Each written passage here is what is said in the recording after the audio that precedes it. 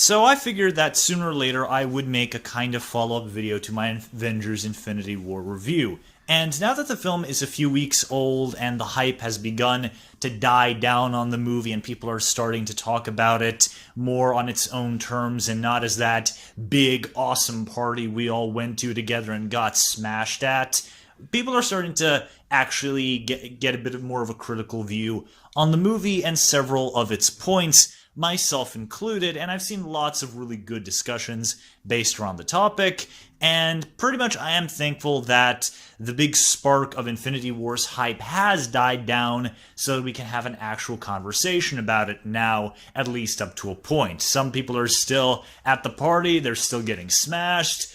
God bless those people, but I personally do not like getting drunk, and so here I am, dragging out this really weird metaphor unnaturally long, and let's get to the video before I do so even more. So the first point of discussion I want to have is about Thanos. Thanos has gotten a lot of praise for somewhat valid reasons as being a legitimately great Marvel villain, and honestly, despite the fact that I'm going to spend the next few minutes kind of shitting on the writing aspect of the character, I will say that he is at least one of the more memorable villains.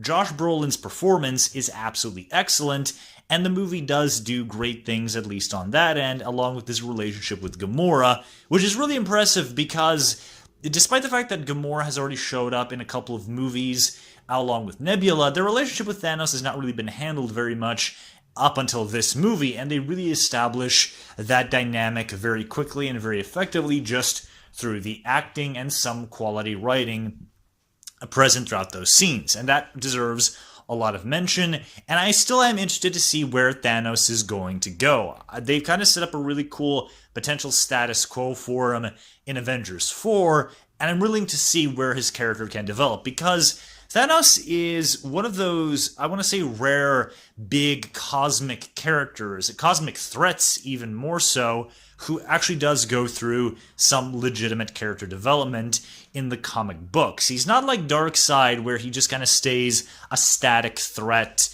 in one way or another throughout his entire existence. Like, sometimes he's been more of an anti-hero, sometimes he's cooperated with the people he's tried to destroy, or people he has destroyed, sometimes he's used as a means to an end by other people, sometimes he's more of a manipulator, sometimes he goes through a bit of a character redemption arc.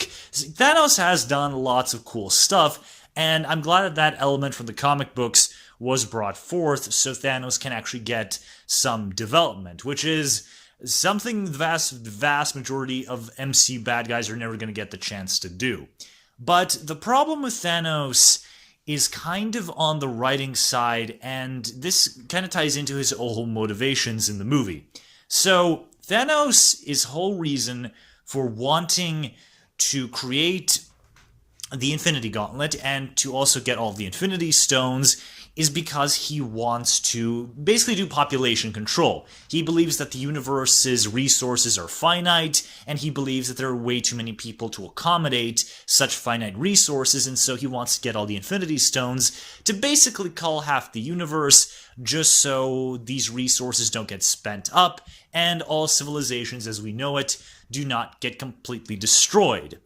Number one problem I had with this motivation right off the bat, even as I was watching the movie, but I wasn't really able to articulate itself very well back then, is the fact that this is a very kind of pedestrian motivation for Thanos, and it's also something we've seen in quite a lot of movies beforehand. I'm pretty sure there are James Bond villains who've tried to do something similar just to Earth, and other villains throughout lots of other types of fictions that have also tried to do this thing, and it's always kind of like in service to like the whole resources business. Sometimes it's more of a Nazi-esque, the 10% of the superior humanity will survive and the others won't. There are some variations on it, but usually it does come down to a lot of murdering people due to, controlling the planet and or controlling the population. And Thanos' motivation is just kind of that, except on a big scale. But the problem with the whole Thanos thing is that the movie never really shows us what places look before he does that to them and what places look like after, because we get kind of a flashback to Gamora's planet when Thanos attacks it. And Thanos, the way he talks about it is that the place was falling to pieces, that the planet was crumbling away, that there was just so many people, that there were lots of people starving and shit, that people were living in dumps and in really inhumane environments and that kind of stuff. But we don't really see that in the flashback. And I don't know if that's supposed to be the point or not, but we don't really see any of that in the flashback. All we see is a planet that looks okay. Nothing looks sinister or wrong about it. People seem to be doing fine there.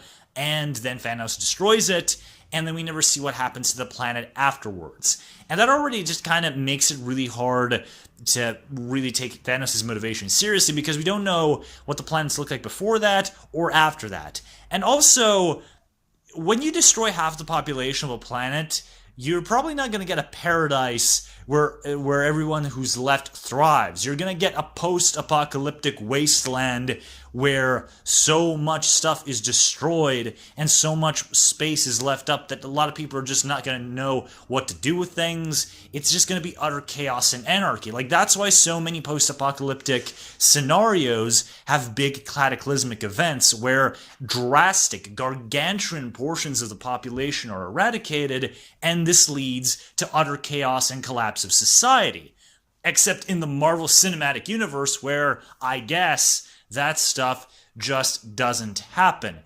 And this brings me back to another point concerning Thanos, is that the movie never really has a rebuttal to anything Thanos does.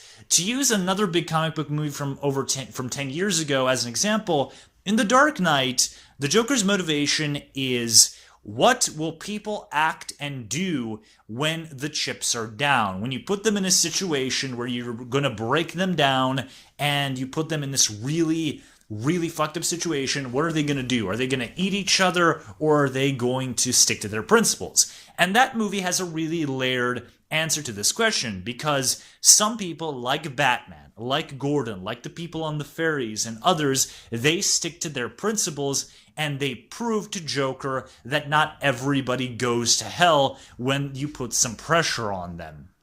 But then you have other people throughout the entire movie who, try to kill, Reese, and anarchy spreads and all that kind of stuff, and of course Harvey Dent, who does go bad. And so it's a layered answer. The answer isn't that people are inherently good and everyone's inherently bad the way Batman and Joker show it, but it's somewhere in the middle where people are complicated beings, and some of them will break and some of them will stick to their principles, and that's what the ending shows us. Infinity War has no real kind of rebuttal to give to the heroes to, answer Thanos' motivations and his tactics. And this is where kind of like the problem of not seeing how these things affect normal people through Thanos' action comes into, because we don't see what Thanos' actions do pre and after he does them, and so it's just kind of hearsay based on potentially unreliable information. But then to go back to the rebuttal business, the whole thing about Thanos throughout the entire movie, and kind of like the only thing that resembles a theme in the movie, is that Thanos wins because he's willing to go farther than everybody else. He's willing to kill the people he loves. He's willing to do this, and that to achieve victory. And this would be fine if the movie kept things consistent. But then we have a couple of really prominent instances where the heroes prove that they are willing to go just as far as Thanos does to stop him and to beat him. Thanos kills Gamora, and that gets him the Soul Stone. And Wanda kills Vision to prevent Thanos from getting the Mind Stone. Peter Quill was willing to kill Gamora to win too. And so you have these situations where the whole movie is acting like Thanos' utilitarianism is right because he's willing to go farther than everybody else, but then when the movie decides that some of the good guys are willing to go just as far as Thanos in some respects, Thanos just cheats and says, oh yeah, I got my GTA San Andreas hacks on, so basically what you're doing is irrelevant and doesn't matter. So I don't get what the message is there. Like, the only kind of message you can say is that Thanos wins because he goes even further than the heroes, but that just feels kind of like arguing semantics, and it feels not particularly well conceived if you ask me. And also, Thanos' entire thing about resources being finite, it doesn't work when you're fucking God. You have the Infinity Stones. You have the power to shape fucking reality.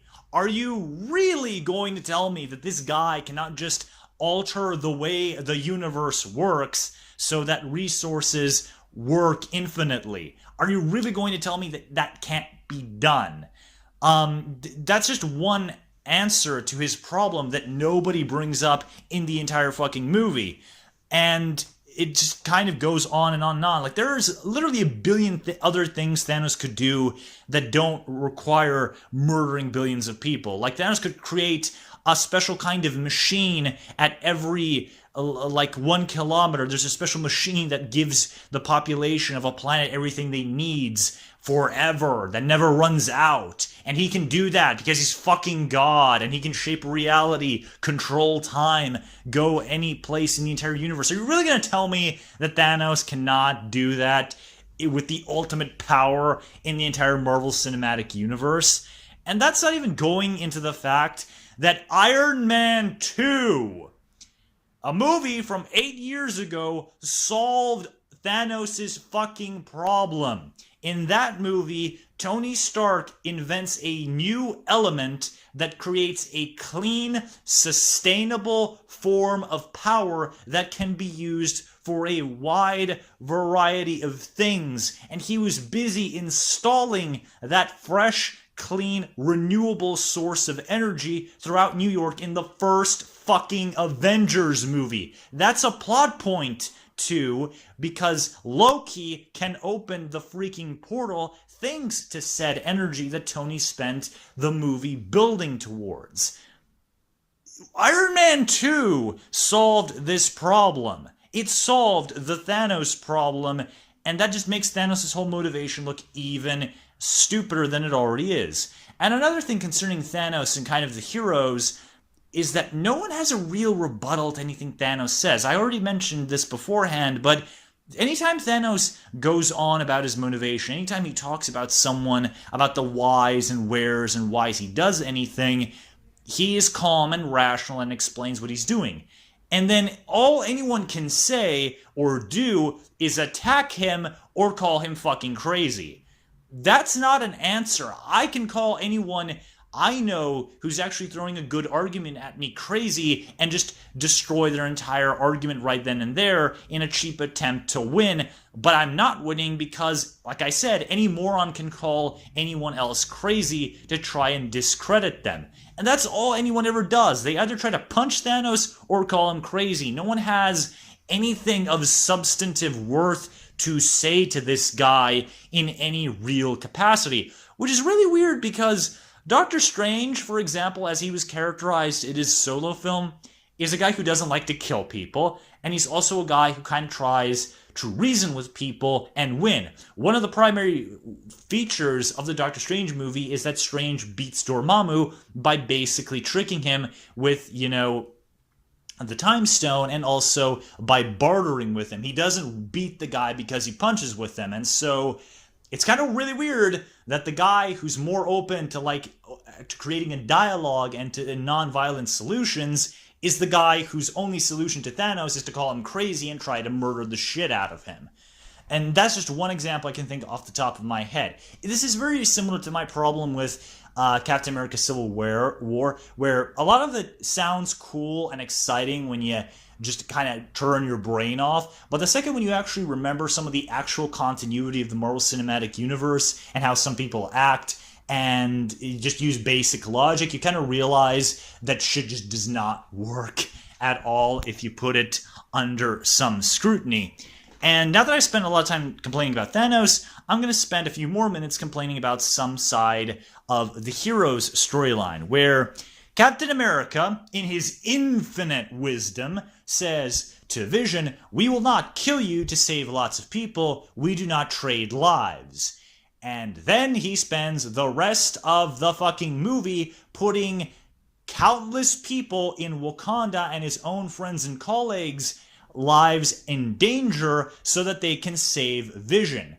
What the hell does that, how does that even work, okay? That makes absolutely no sense, because they try to pass it off as sounding like really heroic and shit, but Captain America in this movie, much like in a lot of his later MCU appearances, is a fucking idiot whose only function is to say shit that sounds noble but makes absolutely no sense. So it's not okay to kill Vision to save billions of lives across the entire universe, but it is okay to sacrifice your own life, the lives of your friends and colleagues, lots of Wakandan soldiers who have nothing to do with this conflict, and put that entire country at risk for a long time coming.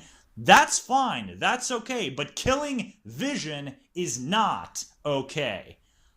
I don't get it. Like I said, Captain America is kind of a fucking moron since Age of Ultron, because throughout all those movies he just says stuff that is supposed to make him sound noble and endearing, but it's actually really stupid and makes no sense throughout the rest of the movie. And like I already said, Peter Quill and Scarlet Witch almost win because they are willing to kill people that actually matter to them to achieve victory, and then Thanos breaks that whole thing because he has GTA San Andreas hacks on. A lot of this movie doesn't work. It's very similar to Captain America Civil War, where a lot of it on the surface level sounds cool, but if you put even one iota of actual thought into what these people are saying and what they're doing and how it just does not make sense with previous characterization or previous continuity or just as its own standalone piece, it just kind of doesn't work, like I already said. So yeah, this has kind of been a bit of a rant concerning Thanos and some of the hero's motivations. I'm sure there's other stuff people can point out about this film. Despite me spending the past 17 minutes complaining about it, this still doesn't really drastically alter my perception of Infinity War. I think it's still just kind of a big, dumb party that you go to have a lot of fun at. But if you actually sit back, cool off, and get rid of your hangover, you're going to realize that the party had more than a few warts right there, and it was a better experience than it was an actual product, which in my mind perfectly summarizes Infinity War as a whole.